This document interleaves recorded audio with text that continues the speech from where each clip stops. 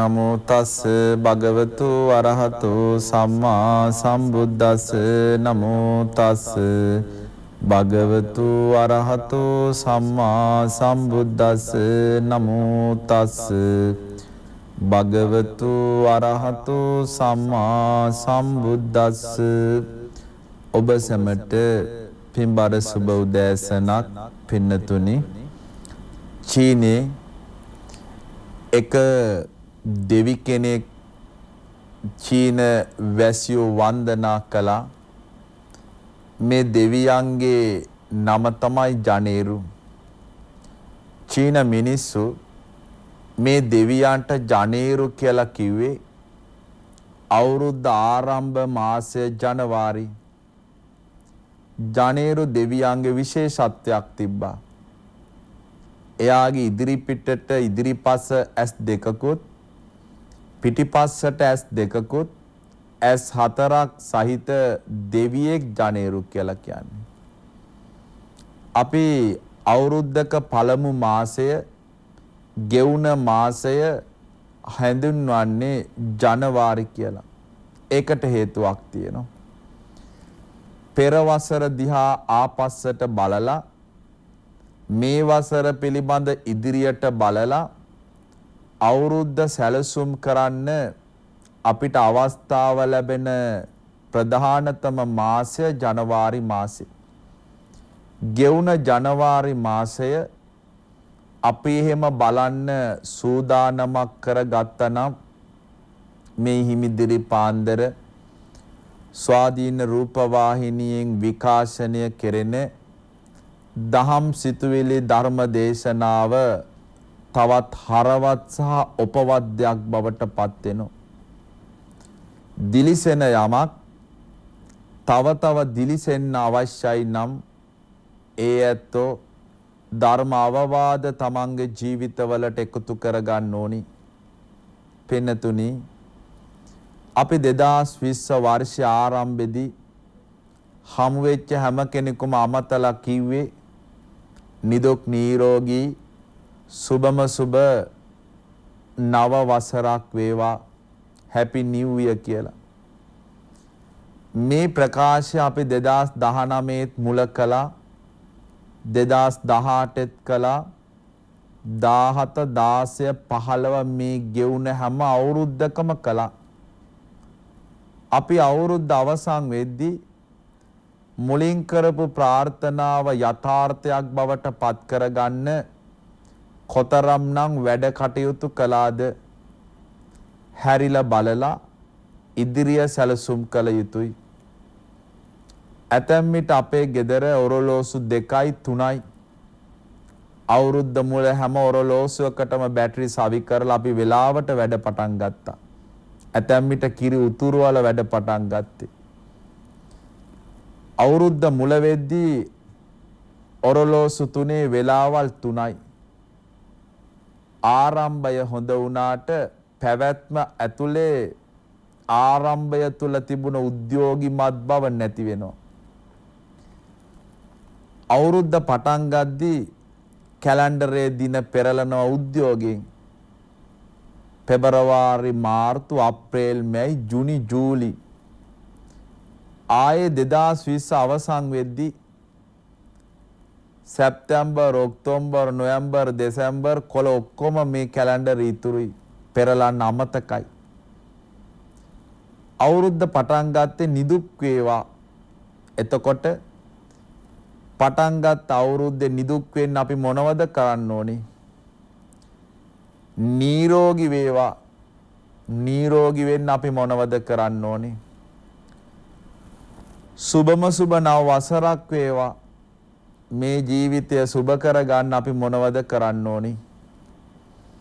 ගෙවුන වසරේදී ජීවිතය සුබ කරගන්න කියලා හිතලා අපි මොනවද කළේ? සුබ දේවල්ද එකතු කළේ කියන බව හිතන්න හොඳම අවස්ථාව මේ උදේ පාන්දර. අපේ මනස නිවිච්ච වෙලාව.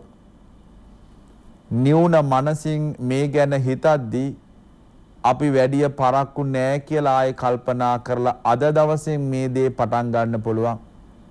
ගෙවුනේ මාසෙකමාරක් මාසයක්. තව ඉස්සරහට තව බොහෝ කල් තියෙනවා. වැරද්ද නිවැරදි කරගන්න එක තප්පරය අපිට ඇති. අපිට වරදින්නත් එකම එක තප්පරයම ප්‍රමාණවත්. පින්නතුනි, බුදුහාමුදුරුවෝ දවස සුබ කරගන්න, ලබන සතිය සුබ කරගන්න, මේ මාසය සුබ කරගන්න, වසර සුබ කරගන්න, ජීවිතය සුබ කරගන්න අවශ්‍ය මංගල කාරණා සුබ කාරණාම මහා මංගල සූත්‍රයේදී 38ක් දේශනා කළා. 38 දේශනා කරලා උන්වහන්සේක අවසන් කළේ ඒතා දිසානි කත්වාන සබ්බත්ත මපරාජිතා. පින්නතුනි, මපරාජිතා කියන්නේ පරාජය නොවි ජීවත් වෙන්න නම් අපි කවුරුත් පරාජය වෙන්න කැමති නෑ. පරාජය කියලා කියන්නේ දෙන්නේ කණ්ඩායම් දෙකක් තරඟයකදී ඇති කරගන්න ඒ නීති රීති වලත් එක්ක සිද්ධ වෙන ජය පරාජය නෙවෙයි. පරාජය වෙනවා කියන්නේ ජීවිතය පරදිනු, ආර්ථිකය පරදිනු, සෞඛ්‍ය පරදිනවා, සදාචාරය පරදිනවා, පවපින පිළිබඳ හඳුනගන්නේ නැතුව පරදිනවා, තාත්තලා හැටියට දරුවෝ ඉස්සරහා පරදිනවා, අම්මලා හැටියට දරුවෝ ඉස්සරහා පරදිනවා, ආයතන ඉලක්ක සපුර ගන්න බැරි වුණාම පරදිනවා, රටේ ඉලක්ක සපුර ගන්න බැරි වුණාම පරදිනවා, තමන්ට පවරපු දේ හරියට කරන්න බැරි වෙච්චාම පරදිනවා. පෙරදීම කියන්නේ එහෙම දෙයක්. එහෙම පරාජය වෙන ඇත්තෝ ජීවිතය පරාදයි. පරාද වෙන්න අවශ්‍ය ජීවිතයක් නෙවෙයි අපි මේ ලබලා තියෙන්නේ. ජයග්‍රහණයෙන් කෙලවර කරන්න ඕන ජීවිතයක් පරාජයෙන් අවසන් කරන්න වෙනවා නම් අපි දුබලයි, අපි දුර්වලයි, අපි පිළිබඳව අපි හිතනවා තව මදි කියලයි ඔබ මම මේ උදෑසන කල්පනා කරන්න ඕනි. ජයග්‍රහණය ලබන්න කැමති ඇත්තෝ, පරාජය නොවී ඉන්න කැමති ඇත්තෝ පළමුවම කළ යුත්තේ කාල කළමනාකරණය. අපේ බුදුහාමුදුරුවෝ තරම් කාලය කළමනාකරණය කරගත්ත ශාස්ත්‍රූවරයෙක් නෑ මේ ලෝකේ. ඔබ හොඳට බලන්න, මේ දුවදරුවෝ හොඳට හිතන්න, ලෝකේ දිනපු හැමෝම දින්නේ කාලය කළමනාකරණය කරලා. අද දවසේ ලෝකේ අපි ශ්‍රේෂ්ඨයි ධනවන්තයි කියලා හිතන බොහෝ අයට තිබ්බෙත් අපිට තිබුණ මේ පැය 24ම තමයි. නමුත් ඒ ඇත්තෝ තමන්ට ලැබිච්ච පැය 24 ඊටාම අර්ථවත් විදියට යෙදෙව්වා. බුදුදහමේදී බුදුහාර පෙරබත් කිස පසුබත් කිස පෙර යම් කිස මැදි යම් කිස පැසුළු යම් කිස කියලා මේ දවස බෙදුවා. දවස බෙදලා උදව් කළ යුත්තේ කාටද කියලා බලලා උදව් කළා. කාලය අපතේ දැම්මේ නෑ. කාලය කළමනාකරණය කළා. ඒ නිසා වසර 45කට දවස් 16425ක් තුල වසර 2000 ගාණක් පවතින නොනැසී පවතින අවශ්‍ය ධර්මයක් උන්වහන්සේ අපිට දේශනා කළා. කාල කළමනාකරණය. එවැගේම අර පිරිමැස්ම සහ අල්පේච්ඡතාව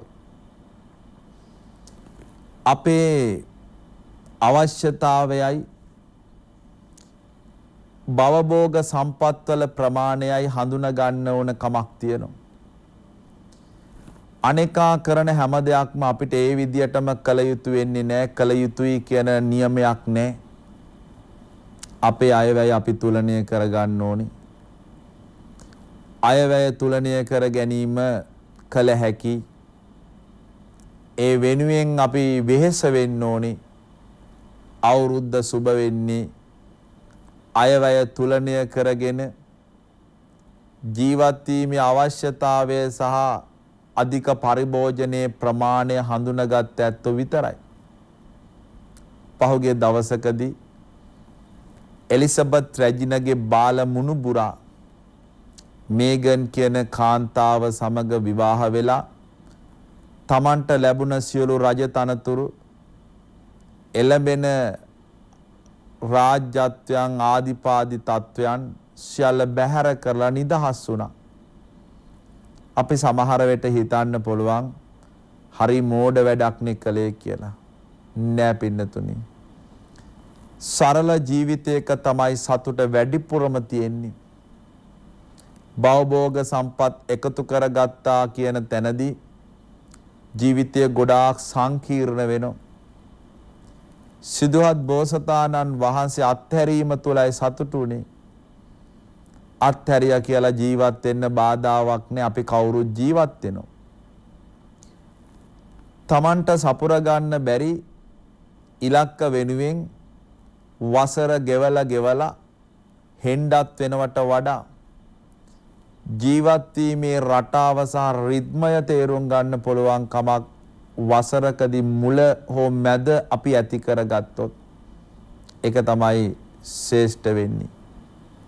ඒ වගේම කල්යාණ මිත්‍රත්වය වසරක් හෝ දවසක් හෝ ජීවිතයක් සුබ කරගන්න අපි හැමෝටම අවශ්‍යයි කලන මිතුරෝ. කලන මිතුරෝ නැතිනම් අපේ ජීවිත ආපස්සට යනවා. හොඳ මිතුරෙක් හොඳ පොතක් මේ ජීවිතවල අපි ලං කරගන්න ඕනේ. මාස 12න් අඩුම තරමේ මාස 10කට එක පොතක්වත් අපි ගෙදරට ගේන්න ඕනේ. කියවීම ඇතුලේ අපේ ආකල්ප වැඩෙනවා. අපේ දැනුම වැඩෙනවා. අපේ ශක්තිය නිර්මාණය කරගන්න පුළුවන්කම ඇති වෙනවා. ඒ මත ඔබේ මගේ ජීවිත සුරක්ෂිත වෙනවා.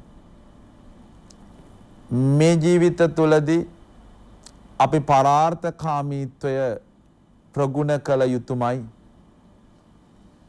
ලැබපු වසර පරාර්ථකාමී හැඟීමෙන් හැමෝම කටයුතු කරනවා නම් අපිට බලපෑම් කරන අයහපත් දේ අපෙන් මුදා හරින්න අපිට පුළුවන්. බුදුදහම කියන්නේ පරාර්ථ සේවාවමයි. තමන් කනවා බොනවා අඳිනවා පළඳිනවා වගේම අනේකා ගැන හිතන්න ඕනි.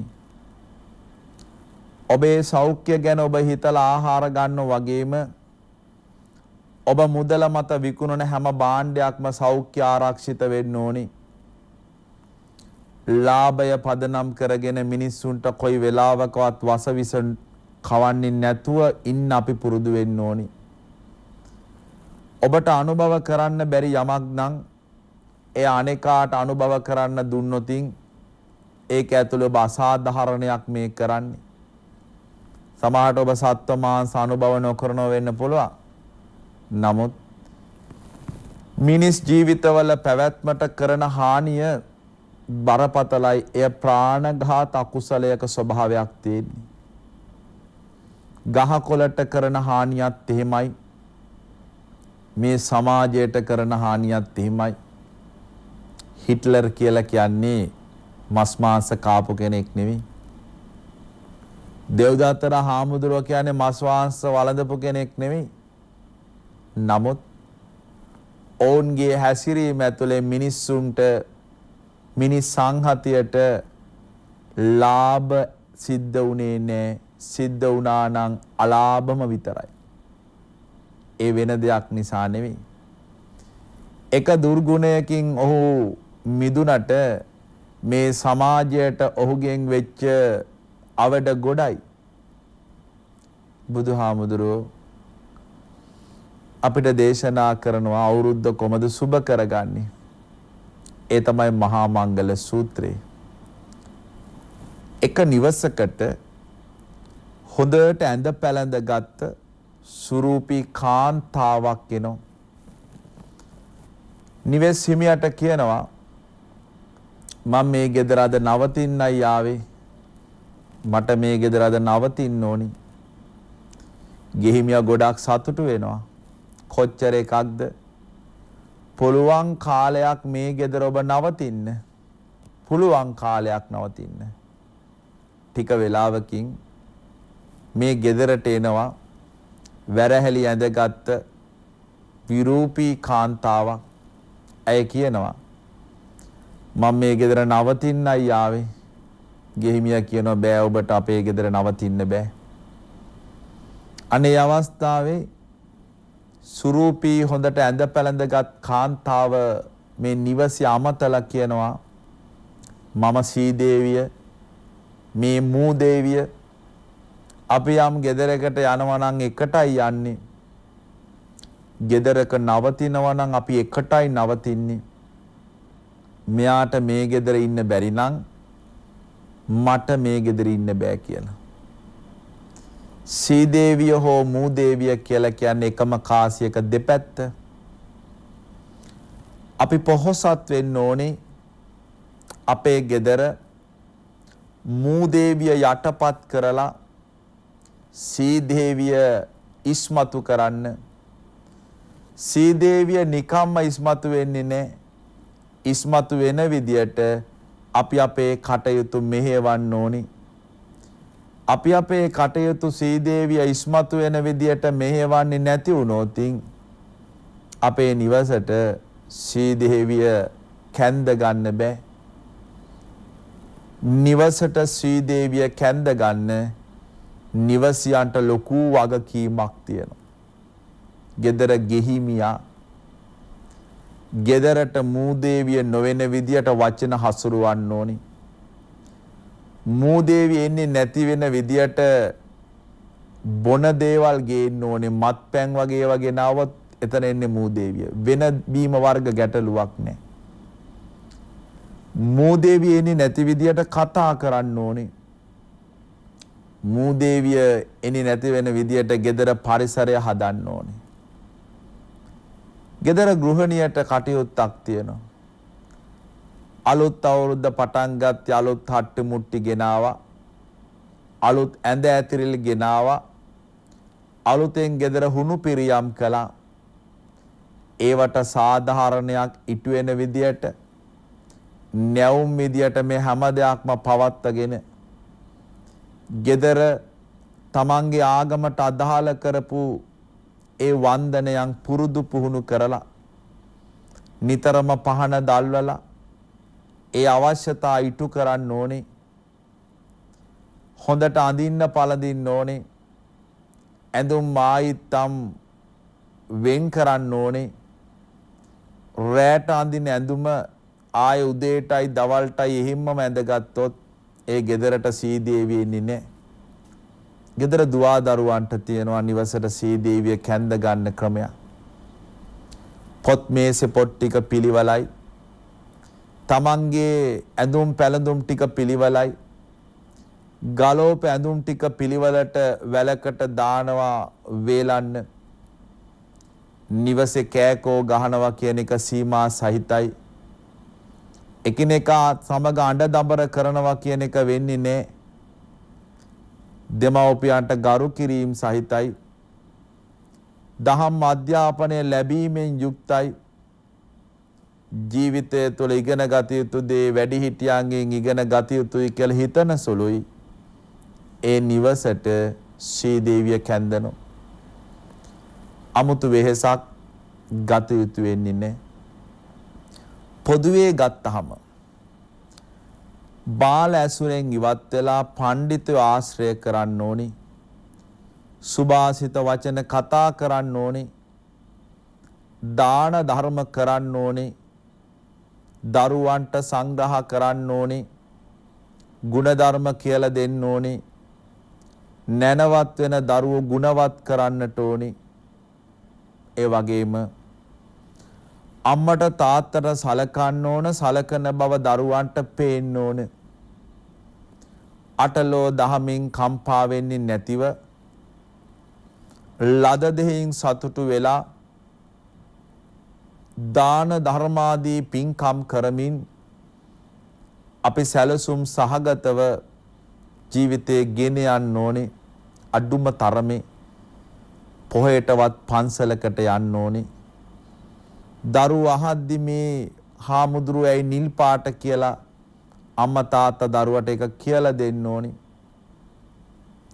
තුන් සූත්‍රයවත් බෞද්ධ දරුවෝ කටපාඩම් කරවන්න ඕනේ. ආච්චි සීයා සමග නිවසේදී සජ්ජායනා කරන්න ඕනේ. දරුවෝ බැහැරට යද්දී අම්මට තාත්තට වඳින්න කියන බව දරුවන්ට අවධාරණය කරන්න ඕනේ. ඒ අධීක්ෂණය කරන්න ඕනේ. හැම තප්පරයකදීම මෙලව ආකල්ප පොහොසත් වෙන විදියට සසර සුගතිය අත් වෙන විදියට අපේ කය වචන දෙක වෙහෙසන්න ඕනේ. ඒ වුණාම ලැබපු වසර පෙර වසරටත් වඩා නිදුක් නිරෝගී සුබම සුබ වසරක් බවට පත් කරගන්න පුළුවන්. ඒ වෙනුවෙන් මේ දහම මහඟෝසුවක් ඖෂධයක්ම වේවා.